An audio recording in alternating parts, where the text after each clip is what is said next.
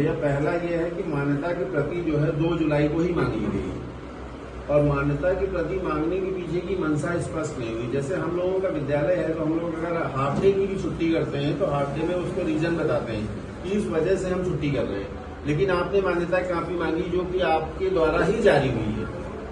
जहां तक जो हमें ज्ञात हुआ उसमें ये पता लग रहा है कि केवल वो ये पता लगाने की कोशिश कर रहे हैं कि किसकी प्राइमरी से मान्यता हो, किसकी प्री प्राइमरी से।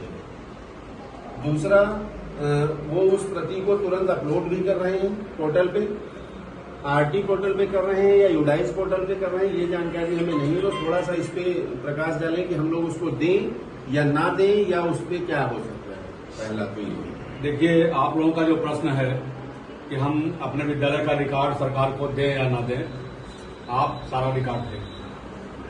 आपको जो भी वो मांग रहे हैं आपको देना है। विद्यालयों का नए सिरे से पोर्टल अपडेशन हो रहा है। आप लोगों को बहुत सारी जानकारी नहीं है। इस बीच में बेसिक शिक्षक संघ ने जो कार्य किए हैं वो बहुत ही सराहनीय और महत्वपूर्ण है। पहला कार्य जो हुआ है वो संपूर्ण स्कूलों को आरटीई पे मैपिंग और आरटीई में जो विषमता है, आरटीई की मैपिंग में विषमता है, किसी के 20 बच्चे लिखे गए हैं, किसी के 5 बच्चे लिखे गए हैं, किसी के 200 बच्चे लिखे गए हैं, किसी के 400 बच्चे तक लिखे गए हैं, जिसके अंदर उनको आरटीई के बच्चे अलॉट हो रहे हैं।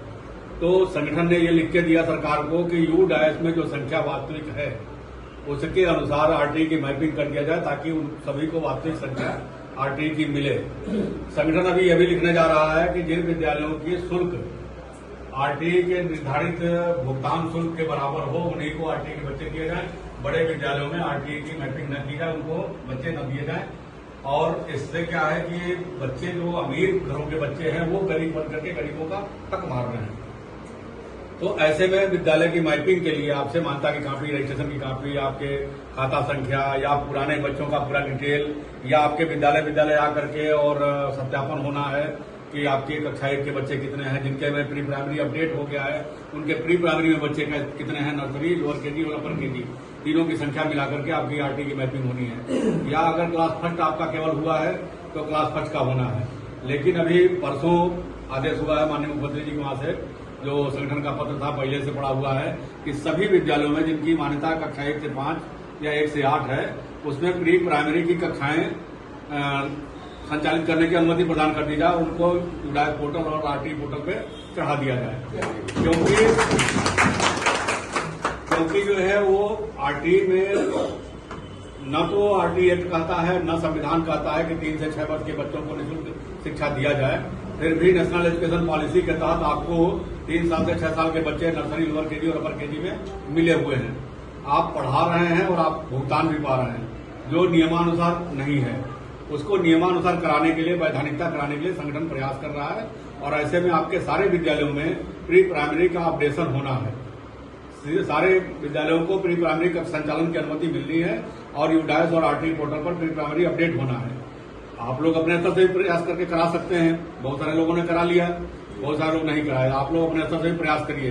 संगठन प्रयास कर रहा है। संगठन के पत्रों को आपने देखा होगा, आज सुबह मैंने पोस्ट किया है उसमें ग्रुप में कि जो डिमांड की गई है कि प्रत्येक विद्यालय में प्री प्राइमरी की कक्षाएं संचालन करने की अनुमति दी जाए और प्रत्येक विद्यालय के यूडाइस में और आरटी पोर्टल में प्री प्राइमरी अपडेट कर दिया जाए।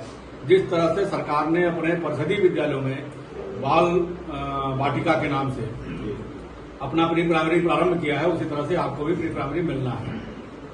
अधिकारी अगर आपके पास आता है रिकॉर्ड के लिए तो आप रिकॉर्ड दिखाना और रिकॉर्ड की कॉपी उसको उपलब्ध कराना ये आपकी जिम्मेदारी है और उनका अधिकार है आपका सत्यापन करना।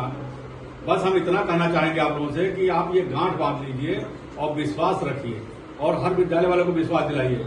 किन्हीं भी परिस्थितियों में अगर आपको मान्यता मिल गया है, मान्यता का कागज आपके पास है, आपकी शैक्षिक गुणवत्ता अच्छी है, आपके विरुद्ध अभिभावक का कोई कार्रवाई कानूनी करने का जो है साक्ष्य नहीं है, तो आपके विद्यालय को कुछ भी नहीं होने पाएगा। आपका विद्यालय अनवरत चलता रहेगा, आपकी मान्यता अनवरत चलती रहेगी। आपके नवीनीकरण, अस्थायीकरण की आवश्यकता नहीं है। जो 3 साल 5 साल की मान्यताएं हैं, 1 साल की मान्यता वाले लोग जो है वो प्रेरणा पोर्टल पर जाकर के अपना अपडेशन कर दें। किसी भी विद्यालय को जिनकी मान्यता है और उनकी शैक्षिक गुणवत्ता अच्छी है, उनका माहौल विद्यालय का अच्छा है, कोई उनके खिलाफ कार्रवाई नहीं है, किसी भी कीमत पर बेसिक शिक्षक संघ बंद नहीं होने देगा, न आपके विरुद्ध कोई कार्रवाई होने देगा।